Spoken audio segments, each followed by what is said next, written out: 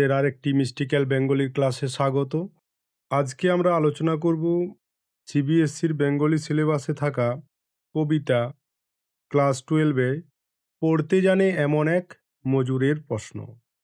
এর লেখক হচ্ছেন জার্মান সাহিত্যিক বেরটল্ড ব্রেখট। আজকের ক্লাসে আমরা জানব বা শিখব বেরটল্ড ব্রেখটের সাহিত্য জীবনী, এই কবিতার প্রত্যেকটি লাইনের অর্থ এবং গুরুত্বপূর্ণ বিষয়গুলো। এছাড়াও এই কবিতার মূল বিষয়বস্তু কী সেটাও আমরা আজকের ক্লাসে শিখব। এখন আমরা আলোচনা করছি আমাদের পাঠ্যসূচির অন্যতম শক্তিশালী একটি কবিতা, পড়তে জানে এমন এক মজুরের প্রশ্ন। নাম শুনেই বুঝতে পারছো এটি সাধারণ কোনো কবিতা নয়, বরং এক শ্রমজীবী মানুষের জবানিতে ইতিহাসের কাটাছেঁড়া। এই কবিতাটি লিখেছেন বিংশ শতাব্দীর প্রখ্যাত জার্মান সাহিত্যিক বেরটল্ড ব্রেখট। ব্রেখট কেবল একজন কবি ছিলেন না, তিনি ছিলেন একাধারে নাট্যকার, নাট্য পরিচালক এবং একই সাথে কবি। 1898 সালের জার্মানিতে জন্ম নেওয়া এই মানুষটির প্রথম বিশ্বযুদ্ধ পরবর্তী অস্থির সমাজকে খুব কাছ থেকে দেখেছিলেন। তার বিশ্বাস ছিল সাহিত্য কেবল বিনোদনের জন্য নয়, বরং তা হওয়া উচিত সমাজ পরিবর্তনের হাতিয়ার। তাঁর প্রবর্তিত এপিক থিয়েটার, নাটক ও সাহিত্যের প্রথাগত ধ্যান ধারণাকে চিরতরে বদলে ফেলেছিল। এই কবিতাটি মূলত জার্মান ভাষায় লেখা, যার উচ্চারণ হবে ফার্গেন আইনেস লেজেন্ডেন আরবাইটার্স। এটি হচ্ছে মূলত জার্মান ভাষায় লেখা কবিতা এবং এটি এই কবিতাটির নাম। বিশ্বজুড়ে এটি জনপ্রিয়তা পায় এর ইংরেজি অনুবাদ questions from a worker who reads এর মাধ্যমে। আর আমাদের সৌভাগ্য যে এই অমর সৃষ্টিকে বাংলা ভাষায় আমরা পাই প্রখ্যাত কবি ও সাহিত্যিক শঙ্খ ঘোষের জাদুকরী লেখনীতে। তাঁর অনুদিত বহু স্বরের পাঠ কাব্যগ্রন্থ থেকে কবিতাটি নেওয়া হয়েছে। শঙ্খ ঘোষ মূল কবিতার তেজ আর আবেদনকে অতি নিপুণভাবে বাংলা ভাষার ছন্দে গেঁথে দিয়েছেন। কবিতাটির কেন্দ্রে আছে একজন মজুর, তবে সে যেমন তেমন মজুর নয়, সে পড়তে জানে, অর্থাৎ সে শিক্ষিত এবং সচেতন। সে যখন বই খোলে সে দেখে ইতিহাসে কেবল রাজা মহারাজাদের জয়গান। বই বলছে চীনের প্রাচীর তৈরি হয়েছিল, কিন্তু মজুরের প্রশ্ন, প্রাচীর শেষ হওয়ার দিন রাজমিস্ত্রিরা কোথায় গেল? বই বলছে বেবিলনের ধ্বংসের কথা, কিন্তু যারা সেই শহর বারংবার গড়ে তুলল তাদের নাম কোথায়? আসলে এই কবিতার মাধ্যমে ব্রেখট আমাদের শেখাতে চেয়েছেন বিকল্প ইতিহাস পড়তে। ইতিহাসের পুনর্মূল্যায়ন হয়েছে এই কবিতায়। কিভাবে না, বড় বড় স্থাপত্য বা যুদ্ধ জয়ের পেছনে সাধারণ মানুষের যে রক্ত ঘাম মিশে আছে, ইতিহাস যেন তা ভুলে না যায়।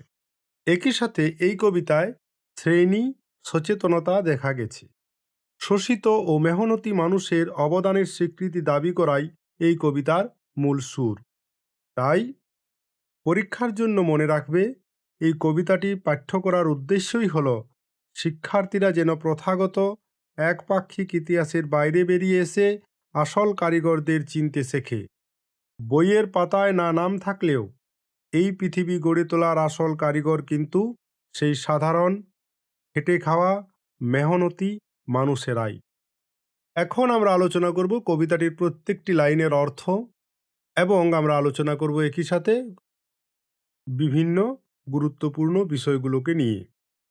পড়তে জানে এমন এক মজুরের প্রশ্ন, বেরটল্ড ব্রেখট। প্রথম যে লাইন সেটি হচ্ছে, কে বানিয়েছিল 7 দরজাওয়ালা থিবস? বইয়ে লেখে রাজার নাম। একটি বিষয় পাচ্ছি আমরা, 7 দরজাওয়ালা থিবস। থিবস একটি নগরীর নাম।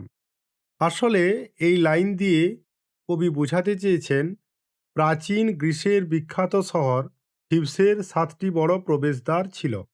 ইতিহাসের বইতে আমরা পড়ি অমুক রাজা এই শহর বানিয়েছেন, কিন্তু কবি প্রশ্ন তুলেছেন, রাজা কি নিজে পাথর বয়ে এনেছিলেন? যেটা পরের লাইনে আছে, রাজারে কি পাথর ঘাড়ে করে আনতো? আসলে হাজার হাজার শ্রমিকের ঘাম আর শ্রমে সেই শহর তৈরি হয়েছে, অথচ কৃতিত্ব পান শুধু রাজা। আমি আগেই বলেছি, একটি বিষয় পেয়েছি, 7 দরজাওয়ালা থিবস। আমরা এখন জানব এই ব্যাপারটা কি, থিবস নগরী সম্বন্ধেও জানব। অনেক অনেক কাল আগের কথা, প্রাচীন পৃথিবীর বুকে এমন এক শহর ছিল যার জাঁকজমক আর আভিজাত্য দেখে মানুষের চোখ ধাঁধিয়ে যেত। সেই শহরটির নাম থিবস।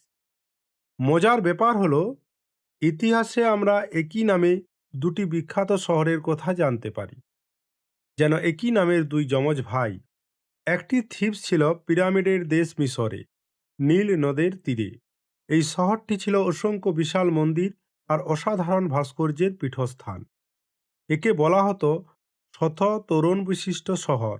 এর ঐশ্বর্য এতটাই ছিল যে প্রাচীন কবি হোমারও তাঁর কবিতায় এই শহরের প্রশংসা করেছিলেন। অন্য থিবস শহরটি ছিল গ্রিসের বিওমিয়া প্রদেশে। এই শহরটির পত্তন নিয়ে জড়িয়ে আছে এক রোমাঞ্চকর মিথ বা উপকথা। এই শহরের প্রতিষ্ঠাতা ছিলেন ফিনিশীয় রাজপুত্র ক্যাডামাস। গল্প আছে যে তিনি তার হারিয়ে যাওয়া বোন ইউরোপাকে খুঁজতে বেরিয়েছিলেন। এক দৈববাণী শুনে তিনি একটি গাভীর অনুসরণ করতে করতে এক নির্জন জায়গায় এসে পৌঁছান। সেখানে এক ভয়ঙ্কর ড্রাগন পাহারা দিচ্ছিল। ক্যাডমাস সাহসের সঙ্গে সেই ড্রাগনটিকে বধ করেন। দেবী এথেনার পরামর্শে তিনি সেই ড্রাগনের দাঁতগুলো মাটিতে পুঁতে দেন। অবাক করা বিষয়, সেই দাঁত থেকে মাটির নিচ থেকে জন্ম নিল একদল সশস্ত্র বীর যোদ্ধা। তাদের সাহায্যেই ক্যাডামাস গড়ে তুললেন থিবস নগরী।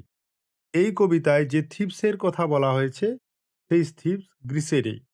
কিন্তু আমি আরেকটি মিশরীয় থিবসের গল্প বললাম। কেন বললাম? অনেক সময় পরীক্ষায় কিন্তু বলতেই পারে যে প্রাচীন সভ্যতায় গ্রিসের থিবস ছাড়াও আর কোন দেশের বা কোন সভ্যতায় থিবস নগরী দেখতে পাওয়া গেছে। এভাবে কোশ্চেনকে করতেই পারে। তো জেনে রাখলে যে গ্রিস ছাড়াও পিরামিডের দেশ মিশরেও থিবস নগরী ছিল। এখন আমরা পড়ব এই 7 দরজাওয়ালা বিষয়টা। এই গ্রিক থিবস শহরটি পরিচিত ছিল 7 দরজাওয়ালা থিবস নামে। শহরটিকে শত্রুর হাত থেকে রক্ষা করার জন্য এর চারপাশে ছিল বিশাল এক দেয়াল, আর তাতে ছিল 7টি বিশাল প্রবেশদ্বার বা গেট। এই 7টি দরজা দিয়ে কারা যাতায়াত করত, কাদের শ্রমে এই অজেয় দেয়াল তৈরি হয়েছিল, সেই প্রশ্নই কিন্তু কবি বের্টল্ড ব্রেখট তার কবিতায় তুলেছেন। গ্রিক শব্দ হেরাই থেকে এই থিবস নামটি এসেছে। এটি কেবল একটি শহর ছিল না, এটি ছিল জ্ঞান, স্থাপত্য ও সাহসের এক মিলনস্থল। আজ আমরা যখন থিবসের ধ্বংসাবশেষ দেখি, তখন ক্যাডমাসের বীরত্বের কথা মনে পড়ে ঠিকই, কিন্তু সেই 7টি বিশাল দরজা তৈরির জন্য যারা ভারী পাথর পিঠে করে এনেছিল, সেই নামহীন হাজার হাজার শ্রমিকের কথা যেন ভুলে না যায়। এর পরের লাইন, আর বেবিলন এতবার গুঁড়ো হলো, কে আবার গড়ে তুলল এতবার? বেবিলন, আমরা ইতিহাসের পাতায় একে নিয়ে জানি। এই লাইন দিয়ে কবি বুঝিয়েছেন প্রাচীন মেসোপটেমিয়ার বিখ্যাত সভ্যতা বেবিলন যুদ্ধের কারণে বারবার ধ্বংস হয়েছে, কিন্তু বারবার তাকে আবার নতুন করে গড়ে তোলা হয়েছে। কবি জানতে চেয়েছেন, ধ্বংসের পর সেই ইট পাথর সাজিয়ে নতুন করে শহর কারা তৈরি করেছিল? উত্তরটা হলো সাধারণ শ্রমিকের দল। এখন জানব বেবিলন ধুলোবালি থেকে গড়ে ওঠা এক স্বপ্ন। অনেক বছর আগে আজকের যেখানে ইরাক দেশ, সেখানে বয়ে চলত দুটি নদী, টাইগ্রিস আর ইউফ্রেটিস। এই দুই নদীর মধ্যবর্তী উর্বর জমিতে গড়ে উঠেছিল মেসোপটেমীয় সভ্যতা। আর এই সভ্যতার সবচেয়ে উজ্জ্বল রত্নটি ছিল বেবিলন। কোথায় ছিল এই শহর? না, আধুনিক ইরাকের রাজধানী বাগদাদ থেকে মাত্র ৫৫ মাইল দক্ষিণে ইউফ্রেটিস নদীর এক শাখা নদী হিল্লাহর তীরে মাথা উঁচু করে দাঁড়িয়েছিল এই শহর। মরুভূমির তপ্ত বালুর মাঝে এই শহরটি ছিল এক টুকরো সজীব মরুদ্যান। বেবিলন একদিনে তৈরি হয়নি। রাজা হামুরাবির আমলে এই শহরটি তার আসল রূপ ফিরে পায়। তিনি কেবল দিগ্বিজয়ী বীর ছিলেন না, ছিলেন একজন দক্ষ নির্মাতা। তার কঠোর আইন আর শাসনের ছায়ায় বেবিলন হয়ে উঠেছিল মেসোপটেমিয়ার প্রধান বাণিজ্য ও সংস্কৃতির কেন্দ্র। বেবিলনের নাম শুনলেই আমাদের চোখে ভেসে ওঠে শূন্য উদ্যান বা হ্যাঙ্গিং গার্ডেন্সের ছবি। প্রাচীন পৃথিবীর সপ্তম আশ্চর্যের একটি ছিল এটি। লোকমুখে প্রচলিত ছিল যে রাজা নেবুচাঁদনেজার তাঁর রানীর মন ভালো রাখার জন্য পাথরের পাহাড়ের উপর ধাপে ধাপে বাগান তৈরি করেছিলেন। দূর থেকে দেখে মনে হতো যেন গাছপালাগুলো শূন্যে ভেসে আছে। এই অসামান্য কারিগরিই বেবিলনকে বিশ্ববিখ্যাত করে তুলেছিল। বেবিলনের কপালে সুখ বেশি দিন কিন্তু সয়নি। পারস্য সম্রাট সেনাকেবির যখন এই শহর আক্রমণ করেন, তখন তিনি রাগে আর জিঘাংসায় পুরো শহরটি গুঁড়িয়ে দিয়েছিলেন। কিন্তু বেবিলন ছিল অপরাজেয়। বারবার ধ্বংস হয়েও এটি আবার নতুন করে জেগে উঠেছে। শ্রমিকরা তাদের ঘাম ঝরিয়ে ধ্বংসস্তূপ সরিয়ে আবার তিল তিল করে এই শহরটি সাজিয়ে তুলেছিল। কবিতার সাথে সংযোগ। ব্রেখট তার কবিতায় এই বেবিলনের কথাই বলেছেন। তিনি প্রশ্ন তুলেছেন, বইয়ে লেখা আছে রাজারা শহর বানালেন, কিন্তু যখন সম্রাট সেনাকেবির একে গুঁড়ো করে দিলেন, তখন আবার কারা সেই ইট পাথর এক করে শহরটি গড়ল? সেই নামহীন মজুরদের কথাই কবি আমাদের মনে করিয়ে দিয়েছেন। এরপরে আমরা যাব ৩ নম্বর লাইনটিতে। সোনা ঝকঝকে লিমা যারা বানিয়েছিল, তারা থাকতো কোন বাসায়? পেরুর রাজধানী লিমা তার ঐশ্বর্যের জন্য বিখ্যাত ছিল। লিমা কার রাজধানী? না, পেরুর রাজধানী। কিন্তু কবি প্রশ্ন করেছেন, যারা এই সোনার মতো শহরটি নিজের হাতে তৈরি করল, তাদের কি কারো ভালো বাড়ি ছিল, নাকি তারা জীর্ণ কুটিরে রাত কাটাতো? এটা হচ্ছে বিষয়। এখন আমাদের জানা দরকার লিমা শহর নিয়ে। কল্পনা করো, একপাশে বিশাল প্রশান্ত মহাসাগরের নীল জলরাশি, আর অন্য পাশে মরুভূমির ধূসর প্রান্তর। তারই মাঝে জেগে উঠেছে এক ঝকঝকে আধুনিক শহর। এই শহরটির নাম লিমা। এটি কেবল পেরুর রাজধানী নয়, এটি ছিল দক্ষিণ আমেরিকার আভিজাত্যের প্রতীক। 1535 খ্রিস্টাব্দে যখন স্প্যানিশরা এখানে আধিপত্য বিস্তার করল, তখন থেকে লিমার ভাগ্য বদলাতে শুরু করে। মাত্র কয়েক বছরের মধ্যেই শহরটি তার অভূতপূর্ব চাকচিক্য আর জাঁকজমকের জন্য সারা বিশ্বে বিখ্যাত হয়ে ওঠে। এই শহরকে তখন বলা হতো কিং সিটি বা রাজাদের শহর। এর বিশাল সব গির্জা, রাজপ্রাসাদ আর সুন্দর রাস্তাঘাট দেখে দূর দূরান্তের পর্যটকরা এখানে ছুটে আসতেন। লিমা শুধু সুন্দরই ছিল না, এটি ছিল বুদ্ধিমত্তার সঙ্গে তৈরি এক বাণিজ্য কেন্দ্র। একে বলা হয় একটি নোডাল টাউন। এর অর্থ হল এটি ছিল এমন এক মিলনস্থল যেখানে বহু দূর দূরান্তের সড়কপথ বিভিন্ন দিক থেকে এসে একসঙ্গে মিশেছে। ফলে ব্যবসা বাণিজ্য আর যাতায়াতের জন্য লিমা হয়ে উঠেছিল দক্ষিণ আমেরিকার প্রাণকেন্দ্র। কিন্তু মানুষের গড়া এই আভিজাত্য প্রকৃতির এক আঘাতেই ধুলোয় মিশে গিয়েছিল। 1743 খ্রিস্টাব্দে এক প্রবল ভূমিকম্পে গোটা শহরটি প্রায় ধ্বংস হয়ে যায়। লিমার সেই জাঁকজমকপূর্ণ প্রাসাদ আর চোখ জুড়ানো স্থাপত্য মাটির সঙ্গে মিশে গিয়েছিল। কিন্তু লিমা আবার ফিনিক্স পাখির মতো ধ্বংসস্তূপ থেকে জেগে উঠেছে এবং আজও পেরুর শ্রেষ্ঠ শহর ও বাণিজ্যিক কেন্দ্র হিসেবে টিকে আছে। কবিতার সাথে এর কি যোগ?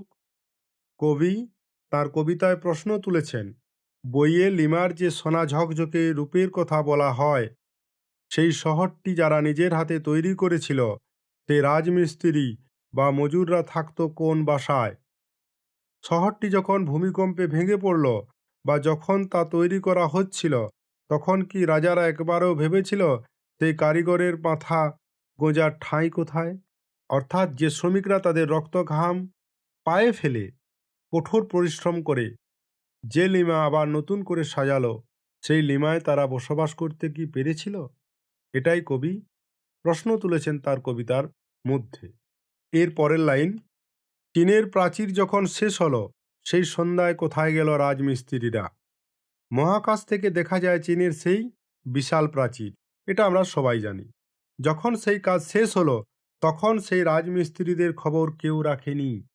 তাদের না দেওয়া হয়েছে কোনো সম্মান, না কোনো আশ্রয়। কাজ ফুরোতেই তারা ইতিহাসের পাতা থেকে হারিয়ে গেল। চীনের প্রাচীর ব্যাপারটা কি? এটা কাচের জায়গায় প্রাচীর হবে, মিস্টেক আছে, টাইম মিস্টেক।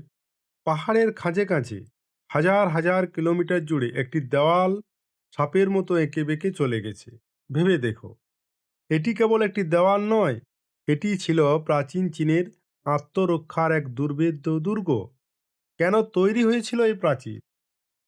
না, চীনের উত্তর পশ্চিম সীমান্ত দিয়ে বারবার বিদেশি শত্রুরা, বিশেষ করে হুন জাতি, আক্রমণ করত। সেই আক্রমণ থেকে দেশকে রক্ষা করার জন্যই এই বিশাল প্রাচীর তৈরির পরিকল্পনা করা হয়। কার আমলে তৈরি হয়েছিল? না, প্রাচীর তৈরির কাজ শুরু হয়েছিল অনেক আগে থেকে। তবে চীন রাজবংশের শ্রেষ্ঠ রাজা শি হুয়াংতির আমলে খ্রিস্টপূর্ব পঞ্চম অব্দে এটি পূর্ণাঙ্গ রূপ পেতে শুরু করে। তিনি বিচ্ছিন্ন দেয়ালগুলোকে জুড়ে দিয়ে এক বিশাল প্রতিরক্ষা ব্যবস্থা গড়ে তোলেন। এই প্রাচীরটি চীনের সাংহাই পাস থেকে শুরু করে লোপলুং পর্যন্ত বিস্তৃত। এর মোট দৈর্ঘ্য প্রায় ৬,৫৩২ কিলোমিটার, উচ্চতা ৮ মিটার মানে ২৬ ফুট। প্রাচীরটি এতটাই চওড়া ছিল যে ৬ জন ঘোড়াসওয়ার অনায়াসে পাশাপাশি এই দেওয়ালের উপর দিয়ে দৌড়ে যেতে পারত, যেন পাহাড়ের উপর দিয়ে তৈরি এক রাজপথ। এটি মূলত মাটি, ইট আর পাথর দিয়ে তৈরি। ইতিহাস বলে এই প্রাচীর তৈরি করতে গিয়ে লক্ষ লক্ষ শ্রমিক প্রাণ হারিয়েছিলেন। প্রচণ্ড শীত, অভাব আর অমানুষিক পরিশ্রম সহ্য করে তারা এই অসাধ্য সাধন করেছিলেন।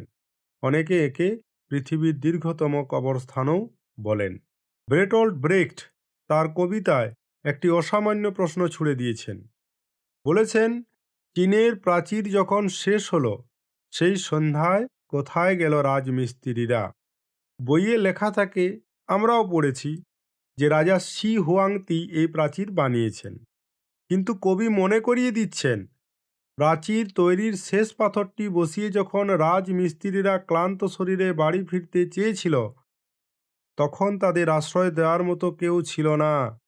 ইতিহাসের পাতায় রাজার নাম অমর হলেও সেই হাজার হাজার শ্রমিকের কোনো ঠাঁই হয়নি। এরপরে দেখো ৫ নাম্বার লাইন, জয় তোরণে ঠাসা মোহনীয় রোম, বানালো কে? কাদের জয় করল সিজার? এখানে দুটো বিষয় আমরা পাবো। একটা হচ্ছে মোহনীয় রোমের কথা, আর এই সিজারের কথা। এই দুটো বিষয়কে নিয়ে আমরা জানব। প্রথমে আমরা জানবো এই লাইনটার অর্থ কি। জয় তোরণে ঠাসা মোহনীয় রোম, বানালো কে? কাদের জয় করল সিজার? রোম শহরে রাজাদের বিজয়ের স্মারক হিসেবে অনেক সুন্দর গেট বা তোরণ আছে, কিন্তু সেই সুন্দর শহর কারা বানালো?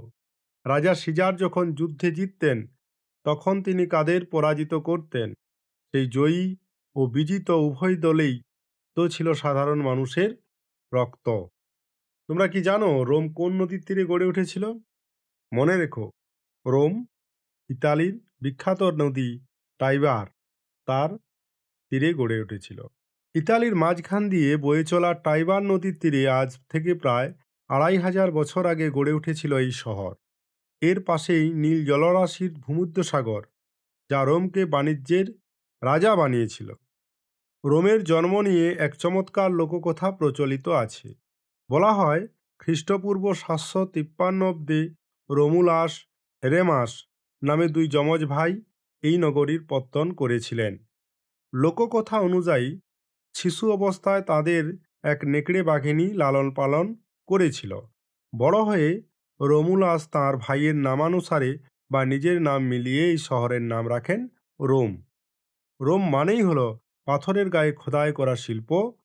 এই শহরটি ছিল তৎকালীন বিশ্বের স্থাপত্য ও ভাস্কর্যের প্রধান কেন্দ্র। এই শহরে দুটি বিখ্যাত বিষয় দেখা যায়, একটি হচ্ছে কলোজিয়াম আর দ্বিতীয়টি হচ্ছে জয় তোরণ। কলোজিয়াম কি? এটি রোমের সবচেয়ে বিখ্যাত নিদর্শন এবং পৃথিবীর সপ্তম আশ্চর্যের একটি। এটি ছিল একটি বিশাল উন্মুক্ত রঙ্গমঞ্চ, যেখানে হাজার হাজার মানুষ বসে গ্ল্যাডিয়েটরদের লড়াই বা নানা উৎসব দেখতেন, যেটি এখনও আছে। আরেকটি হচ্ছে জয়তোরণ। রোমের সম্রাটরা যখন যুদ্ধে জিতে ফিরতেন, তখন তাদের সম্মানে বিশাল সব বিজয় তোরণ বা গেট বানানো হতো।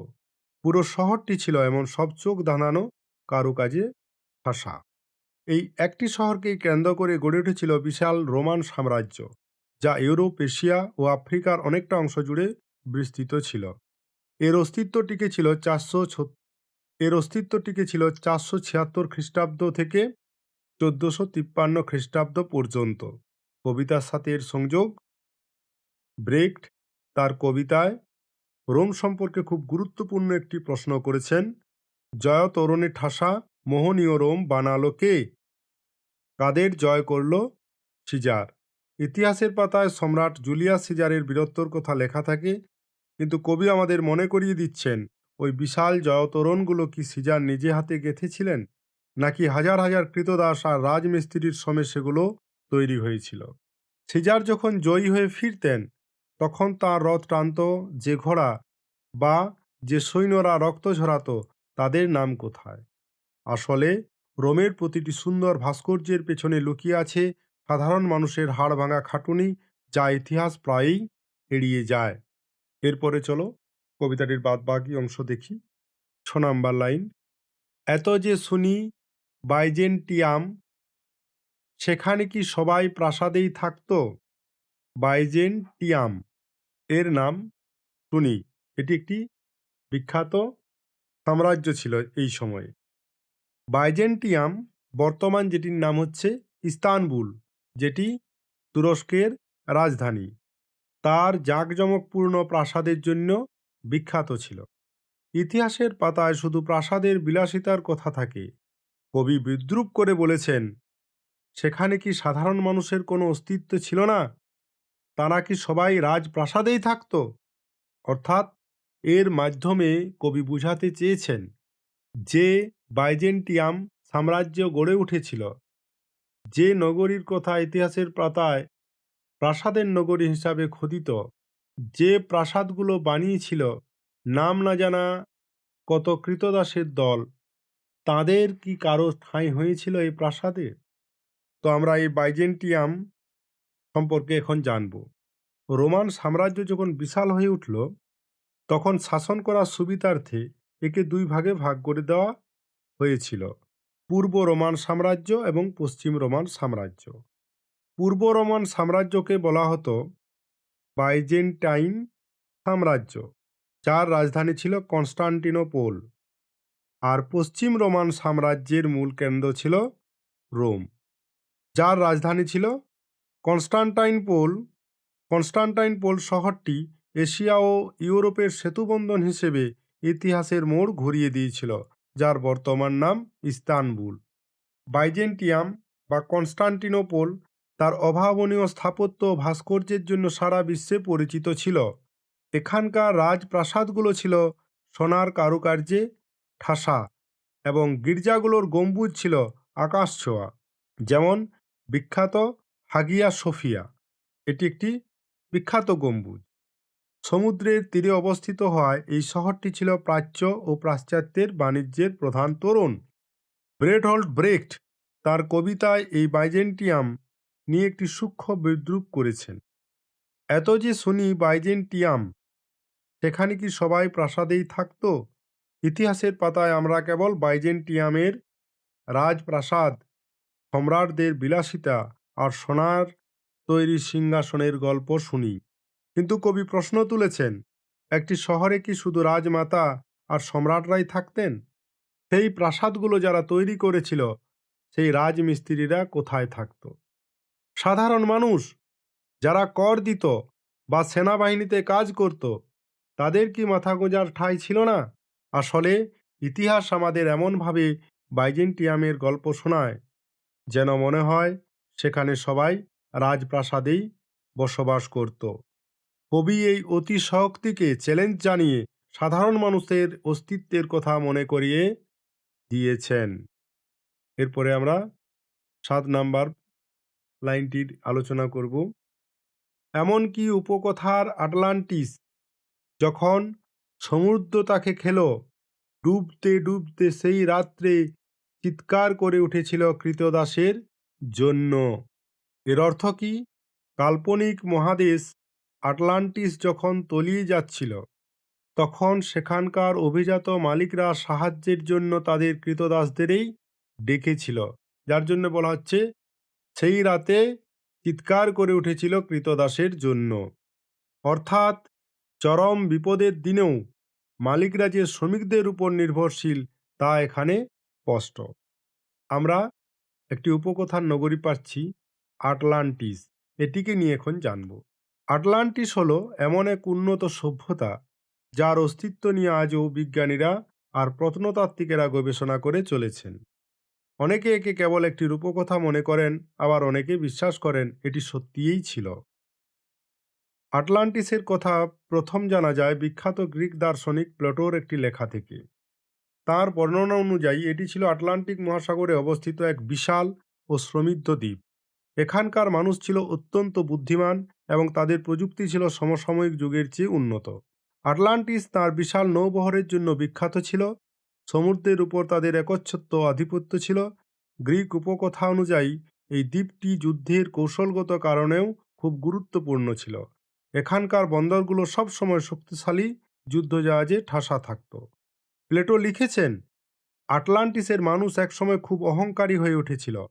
ফলে দেবতাদের অভিশাপে বা অন্য কোনো এক ভয়াবহ প্রাকৃতিক বিপর্যয়ে, ধরো ভূমিকম্প বা সুনামিতে, মাত্র একদিন আর এক রাতের মধ্যে পুরো মহাদেশটি সমুদ্রের নিচে তলিয়ে যায়।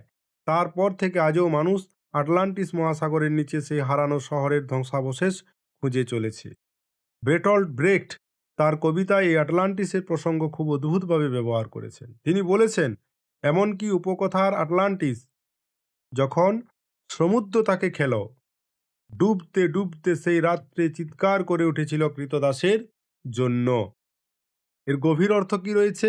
আটলান্টিস যতই উন্নত হোক বা তার যতই নৌবহর থাকুক, যখন মৃত্যু সামনে এলো এবং শহরটি ডুবতে শুরু করলো, তখন সেই অহংকারী মালিকরা আর অভিজাতরা কাদের ডাকছিল? তারা ডাকছিল তাদের কৃতদাসদের। এর মানে হলো, চরম বিপদের সময় রাজা বা ধনীরা বুঝতে পারে যে তারা আসলে কত অসহায়। তাদের জীবন বাঁচাতেও সেই নিচুতলার মেহনতি মানুষদেরই প্রয়োজন হয়। কবিতার এই অংশটি প্রমাণ করে যে সভ্যতা বা জীবন, যে কোনো কিছু টিকিয়ে রাখার আসল স্তম্ভ হল শ্রমিক বা মেহনতি শ্রেণীর মানুষ। এর পরের লাইন দেখো, আমাদের ভারতবর্ষকে নিয়ে লেখা। ভারত জয় করেছিল তরুণ আলেকজান্ডার, একলাই নাকি? অর্থাৎ ইতিহাসে লেখা থাকে আলেকজান্ডার ভারত জয় করেছেন, কিন্তু বিশাল সেনাবাহিনী ছাড়া কি একার পক্ষে সেই দেশ সম্ভব? কিন্তু বিশাল সেনাবাহিনী ছাড়া কি একার পক্ষে দেশ জয় সম্ভব? অথচ সেই সৈনিকদের কথা ইতিহাসে উপেক্ষিত থাকে। পৃথিবীর ইতিহাসের অন্যতম শ্রেষ্ঠ বিজেতা আলেকজান্ডার দ্য গ্রেট, এর জীবন যেন মহাকাব্য।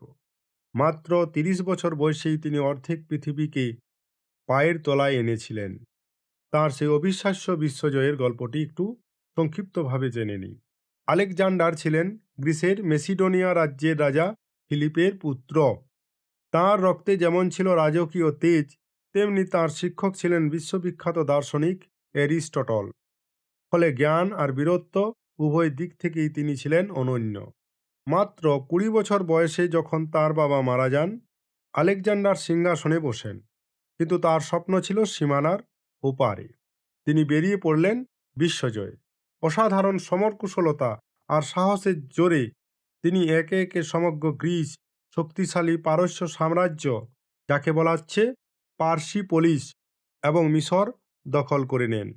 মিশরে তিনি এতটাই জনপ্রিয় হন যে সেখানে তার নামে আলেকজান্দ্রিয়ার শহরটি প্রতিষ্ঠিত হয়, যা আজও মিশরের অন্যতম শ্রেষ্ঠ শহর। সাম্রাজ্য বিস্তার করতে করতে সাম্রাজ্য বিস্তার করতে করতে আলেকজান্ডার আফগানিস্তান পেরিয়ে খ্রিস্টপূর্ব 327 সিন্ধু নদীর তীরে ভারতবর্ষে এসে পৌঁছান। ঝিলাম নদীর তীরে তার সাথে মুখোমুখি যুদ্ধ হয় পরাক্রমশালী ভারতীয় রাজা পুরুর। ইতিহাসে এটি হাইডাস পাস এর যুদ্ধ নামে পরিচিত। যুদ্ধে পুরু পরাজিত হলেও তার অদম্য সাহস আর বীরত্ব দেখে আলেকজান্ডার মুগ্ধ হয়ে যান। তিনি বন্ধুত্বের হাত বাড়িয়ে দেন এবং পুরুর রাজ্য তাকে ফিরিয়ে দেন। ভারত থেকে ফেরার পথে মাত্র 33 বছর বয়সে খ্রিস্টপূর্ব 323 অব্দে বেবিলনে, যেটিকে বর্তমানে ইরাক বলে, এক অজানা জ্বরে আক্রান্ত হয়ে এই মহান বীরের মৃত্যু হয়। তার বিশাল সাম্রাজ্য এরপর সেনাপতিদের মধ্যে ভাগ হয়ে যায়। কবিতার সাথে সংযোগ: কবি তার কবিতায় আলেকজান্ডারকে নিয়ে এক অমুক প্রশ্ন তুলেছেন যে ভারত জয় করেছিল তরুণ আলেকজান্ডার একলাই নাকি? ইতিহাসের বইতে বড় বড় করে লেখা থাকে রাজা আলেকজান্ডার ভারত জয় করেছেন, কিন্তু কবি আমাদের মনে করিয়ে দিচ্ছেন আলেকজান্ডার কি একা তলোয়ার চালিয়ে হাজার হাজার সৈন্যকে হারিয়েছিলেন? তাঁর সাথে যে বিশাল মেসিডোনিয়ার বাহিনী ছিল, যারা নিজের ঘর বাড়ি ছেড়ে বছরের পর বছর ধুলোবালিতে যুদ্ধ করে রক্ত ঝরিয়েছিল, তাদের নাম ইতিহাসে কই? যে সৈন্যরা মারা গেল, তাদের কথা বাদ দিয়ে কেবল রাজার নামে কেন জয়ের মালা জোটে? আলেকজান্ডারের বীরত্ব অস্বীকার না করেও ব্রেক্ট আসলে সে সাধারণ সৈন্যদের পাওয়া সম্মানটুকু দাবি করেছেন, যাদের ছাড়া আলেকজান্ডার বড়জোর একজন সাধারণ যুবক হয়েই থেকে যেতেন। এরপরে 9 নম্বর লাইনটিতে আমরা যাব। গলদের নিপাত করেছিল সিজার, নিদেন একটা রাঁধুনি তো ছিল। গলদের নিপাত করেছিল সিজার, নিদেন একটা রাঁধুনি তো ছিল। এখানে দুটো বিষয় পাচ্ছি আমরা, গল আর সিজার। রোমান সম্রাট জুলিয়াস সিজার ফ্রান্স বা গলদের হারিয়েছিলেন। কবি মজার ছলে কিন্তু গভীর সত্য তুলে ধরেছেন যে যুদ্ধের সময় সিজারের খাবার বানানোর জন্য অন্তত একজন রাঁধুনি তো ছিল। অর্থাৎ সামান্য খাবারের জন্য সম্রাট অন্যের উপর নির্ভরশীল ছিলেন। ইতিহাসের পাতায় গল এক মূর্তিমান আতঙ্কের নাম ছিল। রোমানদের কাছে তারা ছিল অজেয় এবং অত্যন্ত ভয়ঙ্কর এক শত্রু। চলো এই যুদ্ধপ্রিয় জাতির উত্থান আর দমনের গল্পটি জেনে নিই। প্রাচীনকালে গল বলতে কেবল একটি নির্দিষ্ট জাতিকে বোঝাতো না, বরং ইউরোপের এক বিশাল ভূখণ্ডে ছড়িয়ে পড়া বিভিন্ন যুদ্ধপ্রিয় উপজাতিদের সমষ্টিকেই গল বলা হতো। আজকের মানচিত্রেও যদি দেখো বা লক্ষ্য করো, যাকে আমরা ফ্রান্স বলি, সেটিই ছিল সেকালের মূল গল দেশ। তবে এর সীমানা আরও বিস্তৃত ছিল। সমগ্র বেলজিয়াম, নেদারল্যান্ড, সুইজারল্যান্ড এবং জার্মানির কিছু অংশেও এই গলদের অন্তর্ভুক্ত ছিল। কেন তারা কুখ্যাত ছিল? গলরা ছিল অত্যন্ত হিংস্র, অত্যাচারী এবং লুণ্ঠনকারী। তাদের মূল কাজেই ছিল পার্শ্ববর্তী দেশগুলো আক্রমণ করে সম্পদ লুট করা। খ্রিস্টপূর্ব 390 অব্দে এই গলরাই রোমনগরী আক্রমণ করে ব্যাপক লুটপাট চালায় এবং শহরটি জ্বালিয়ে দিয়ে ধ্বংসস্তূপে পরিণত করেছিল। তাদের আক্রমণ এতটাই অতর্কিত ও ভয়ঙ্কর হতো যে পার্শ্ববর্তী রাজারা সবসময় আতঙ্কে থাকতেন। রোমের ইতিহাসের শ্রেষ্ঠ বীর জুলিয়াস সিজার এই অজেয় গলদের দমন করার দায়িত্ব নেন। খ্রিস্টপূর্ব 58 থেকে 50 অব্দের মধ্যে দীর্ঘ যুদ্ধের পর সিজার গলদের পরাজিত করেন।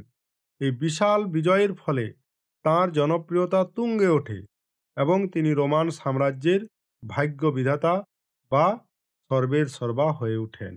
বেরটল্ড ব্রেক্ট তার কবিতায় এই গলদের প্রসঙ্গে একটি চমৎকার বিদ্রূপ করেছেন।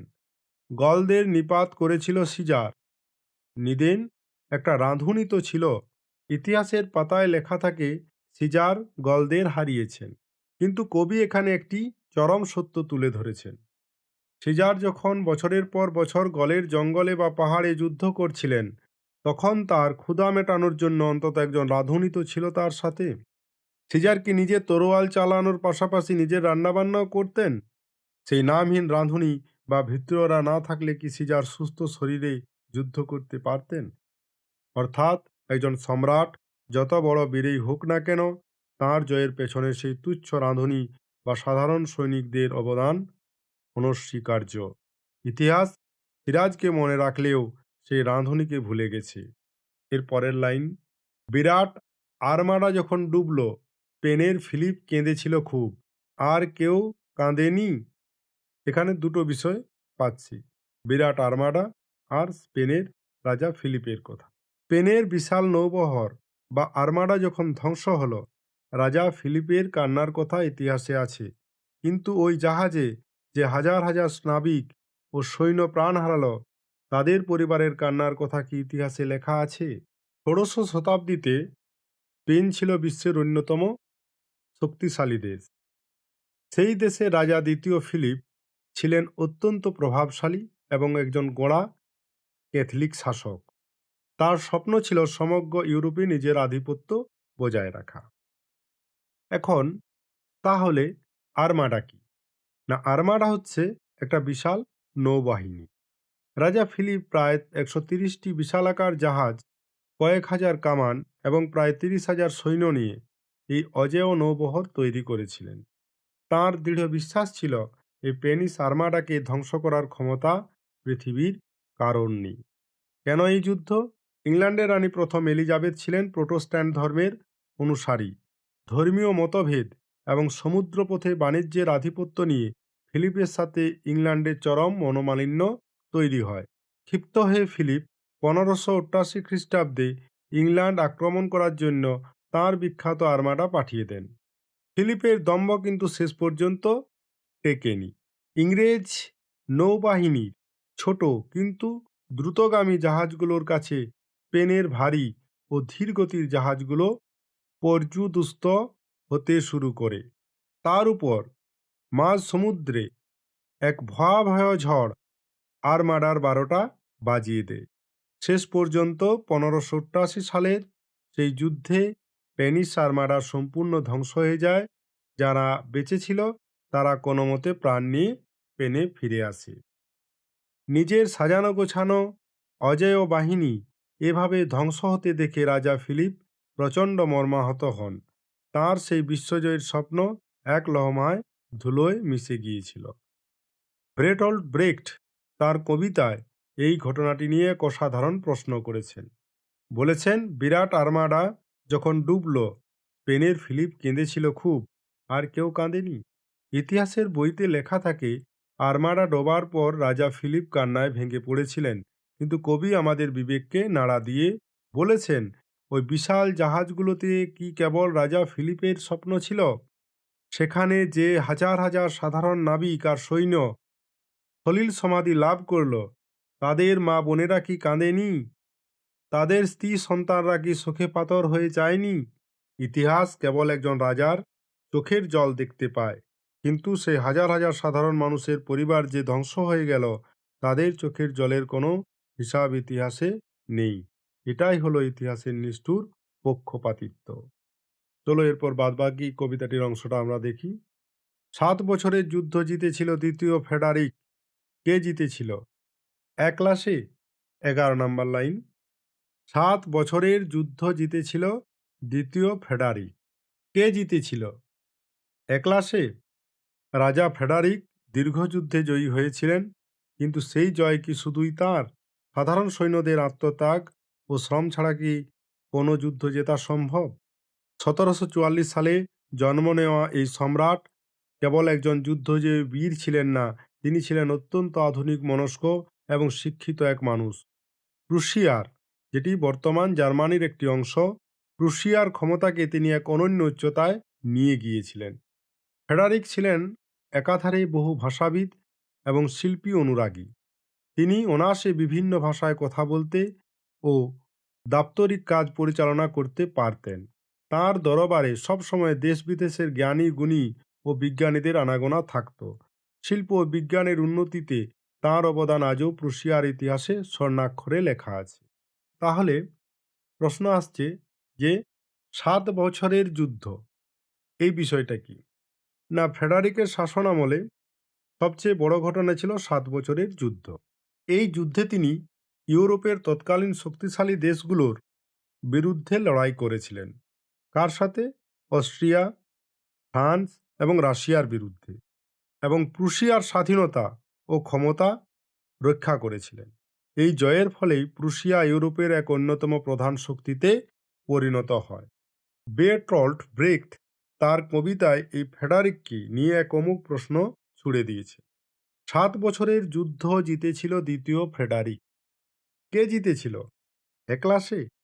ইতিহাসের পাতায় বড় বড় করে লেখা থাকে ফ্রেডারিক 7 বছরের যুদ্ধে জয়ী হয়েছেন, কিন্তু কবি আমাদের বাস্তবতার মুখোমুখি দাঁড়িয়ে জিজ্ঞাসা করছেন, সেই টানা 7 বছর ধরে যারা সীমান্তে তুষারপাতের মধ্যে লড়াই করল, সেই সাধারণ সৈন্যদের নাম কই? ফেডারিক কি একাই তলোয়ার হাতে পুরো শত্রু বাহিনীকে হারিয়েছিলেন, যে হাজার হাজার শ্রমিক রসদ জুগিয়েছে, কামানের গলা বয়ে এনেছে, তাদের ছাড়া কি ফেডারিকের পক্ষে এই জয় সম্ভব ছিল? আসলে ইতিহাস বইতে একজন মহামানব বা রাজার জয়গান লেখা থাকলেও ভ্রেক্ট মনে করিয়ে দিচ্ছেন, জয়ের ভোজ যারা তৈরি করে বা যারা লড়াইয়ের আসল ধকল সয়, সেই সাধারণ মেহনতি মানুষেরাই হলো ইতিহাসের আসল নায়ক। এরপরে 12 নম্বর লাইন লক্ষ্য করুন। 12 নম্বর লাইন, পাতায় পাতায় জয়, জয়োৎসবের ভোজ বানাতো কারা? ইতিহাসের প্রতি পাতায় শুধু জয়ীদের নাম থাকে। সেই জয়ের পর যখন উৎসব হতো, তখন রাজকীয় খাবারগুলো নিজের হাতে কারা তৈরি করত, সেই কারিগররা আড়ালেই রয়ে গেছে। এটাই বোঝানো হয়েছে এই লাইনে। এরপর 13 নম্বর লাইন লক্ষ্য করো, 10 10 বছরে এক একজন মহামানব খরচ মেটাতো কে? কয়েক বছর অন্তর এক একজন মহাপুরুষের আবির্ভাব হয়, কিন্তু তাদের বিখ্যাত হওয়ার পেছনে যে বিশাল খরচ বা শ্রম ব্যয় হয়, তা যোগায় সাধারণ মানুষ বা মেহনতি সমাজ। কত সব খবর, শেষ লাইন, কত সব প্রশ্ন। ইতিহাসের পাতায় অগণিত খবর থাকে, কিন্তু তার অন্তরালে লুকিয়ে থাকে আরো অনেক প্রশ্ন। কবি সেই না বলা প্রশ্নগুলোই সমাজের সামনে তুলে ধরেছেন। তাই তো কবি লিখেছেন, কত সব খবর, কত সব প্রশ্ন। তাহলে এই গেল কবিতাটির প্রত্যেকটি লাইন এবং গুরুত্বপূর্ণ বিষয়গুলি। আশা করি সবকিছুই মনে রাখতে ভালোভাবে পারবে। কোনো প্রশ্ন এর মধ্যে যদি জেগে ওঠে শুনতে গিয়ে, অবশ্যই কমেন্টে প্রশ্ন করতে পারো, উত্তর দেওয়ার চেষ্টা করব। এখন আমরা জানব, পড়তে জানে এমন এক মজুরের প্রশ্ন, এই কবিতাটির মূল ভাব। আমরা যখন ইতিহাসের বই পড়ি, তখন কি দেখি? দেখি সম্রাট শাহজাহান তাজমহল বানিয়েছে, আলেকজান্ডার ভারত জয় করেছেন, কিংবা চীনের প্রাচীর তৈরি করেছেন তি ওয়াং তি। কিন্তু কখনো কি ভেবে দেখেছি, এই বিশাল স্থাপত্যের এক একটি পাথর কি রাজারা নিজে হাতে বয়ে এনেছিলেন? বেরটল্ট ব্রেখট একজন পড়তে জানা অর্থাৎ সচেতন মজুরের মাধ্যমে ঠিক এই অস্বস্তিকর প্রশ্নগুলোই তুলে ধরেছেন। বইয়ে লেখা থাকে রাজাদের নাম। প্রথম পয়েন্টটি কি? প্রচলিত ইতিহাসের সীমাবদ্ধতা বা রাজাদের কৃতিত্ব বনাম শ্রমিকদের ঘাম। বইয়ে লেখা থাকে রাজাদের নাম, কিন্তু কবি প্রশ্ন তুলেছেন, 7 দরজাওয়ালা থিবস যখন তৈরি হলো, রাজারা কি পাথর ঘাড়ে করে এনেছিলেন? সোনা ঝকঝকে লিমা যারা নিজের হাতে বানালো, তারা নিজেরা কোন বস্তিতে রাত কাটাতো? চীনের প্রাচীর তৈরির পর সেই রাজমিস্ত্রিরা কোথায় হারিয়ে গেল? তার খোঁজ কি ইতিহাস রাখে? আসলে সভ্যতা দাঁড়িয়ে আছে সাধারণ মানুষের হাড় ভাঙা খাটুনির উপর, অথচ পুরস্কার আর হাততালি পান কেবল শাসকরা। এরপরে আমরা আলোচনা করব পরনির্ভরশীল মহামানব বা তথাকথিত মহামানবদের পরনির্ভরশীলতা। ইতিহাস যাদের মহামানব বলে পূজা করে, তারা আসলে সাধারণ মানুষের সাহায্য ছাড়া এক পাও চলতে পারতেন না। কবি বিদ্রূপ করে বলেছেন, তরুণ আলেকজান্ডার যখন ভারত জয় করলেন, তিনি কি একা ছিলেন? সৈন্যবাহিনী ছাড়া কি এ জয় সম্ভব? জুলিয়াস সিজার যখন গলদের নিপাত করলেন, তার পাশে কি অন্তত একজন রাঁধুনিও ছিল না? অর্থাৎ বড় বড় বীররা আসলে পরনির্ভরশীল। সাধারণ মানুষের সেবা ছাড়া তাদের বীরত্ব অর্থহীন। এরপর আমরা 4 নম্বর পয়েন্টে যাব, যন্ত্রণার সমবন্টন হয়নি বা যন্ত্রণার বৈষম্য। কবিতার এক জায়গা আছে স্পেনের আর্মাডা বা বিশাল নৌবহরের ডোবার কথা। বইয়ে লেখা আছে রাজা ফিলিপ খুব কেঁদেছিলেন, কিন্তু ফিলিপের চোখের জলের দাম কি সেই হাজার হাজার সাধারণ নাবিক আর সৈনিকদের প্রাণের চেয়ে বেশি? তাদের পরিবারও তো কেঁদেছিল, কিন্তু ইতিহাসে তাদের কান্নার কোনো রেকর্ড নেই। জয় বা পরাজয় উভয় ক্ষেত্রেই সাধারণ মানুষের আত্মত্যাগ বরাবরই উপেক্ষিত হয়ে এসছে। এর পরের পয়েন্টটি হচ্ছে সচেতন মজুরের জিজ্ঞাসা।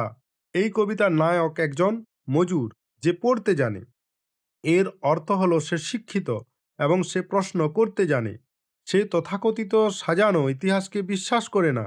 সে বইয়ের পাতায় লুকোনো সত্যকে খুঁড়ে বের করতে চায়।